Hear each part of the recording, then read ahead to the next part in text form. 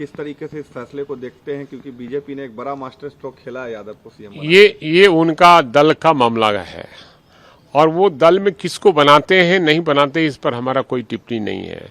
और किसी भी परिवार को, किसी भी धर्म के और जाति के लोग को बनाएंगे, बिहार में कोई असर पड़ने वाला नहीं है। लेकिन अब तो कहा जा रहा है कि जो यादव चेहरा बनाया गया है सीएम, यूपी और बिहार के यादव वोट बैंक पर काफी ज्यादा असर पड़ेगा। नहीं, ऐसा नहीं है, कोई फर्क नहीं पड़ेगा। बिहार क्रांति की भूमि रही है और बिहार जब जब अंगड़ाई लेता है देश में परिवर्तन होता है।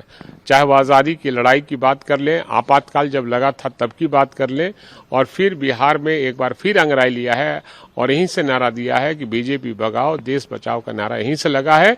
इसलिए 24 में नरेंद्र मोदी को जाना तय है। इसको मानते हैं कि बिहार में प्रेशर और यूपी में प्रेशर बनाने के लिए बीजेपी ने इस तरह अब जो वो क्या किया है, प्रेशर बनाता है नहीं बनाता, इसका हम ये नहीं कर सकते हैं। लेकिन बिहार में कहीं भी बाहर के और किसी बिरादरी के लोग का यहाँ कोई प्रभाव नहीं पड़ेगा।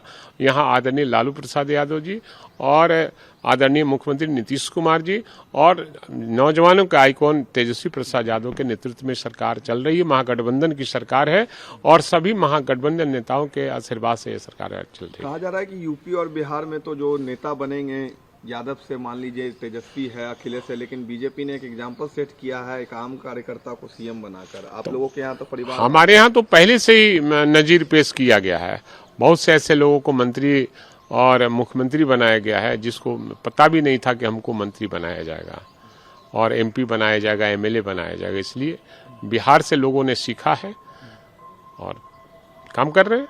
अमित शाह ने भी कहा कि नीतीश जी ने जातीय जनगणना में मुसलमानों और यादवों की संख्या को बढ़ा के दिखाया, कहीं ना कहीं इसका पॉलिटिकल माइलेज और फायदा लेने के लिए। अब सवाल है कि बिहार में जो जाति गणना हुआ है ये तो सर्वदलीय बैठक करके, उस समय माननीय मुख्यमंत्री जी एनडीए के ही मुख्यमंत्री थे और सरकार एनडीए की ही थी और नेता हमारे जो हैं तेजस्वी प्रसाद यादव जो नौजवानों के आइकॉन हैं वो ये थे नेता विरोधी दल थे।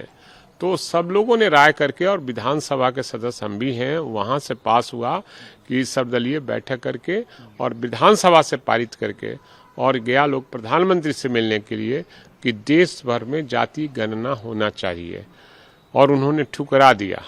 तो बिहार पहला राज्य है जो देश में एक नज़ीर पेश किया कि जाति जनगणना कराया और लोगों को मालूम हुआ कि हमारी जाति की कितनी संख्या है।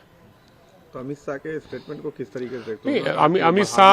अमित शाह एक जिम्मेवार पद पर हैं, गृह मंत्री हैं, उनको इस तरह से ऐसे टिप्पणी से बचना चाहिए और पार्टी का काम करना कीजिए, लेकिन ऐसा दलील देकर देश की जनता को मूर्ख न बनावे।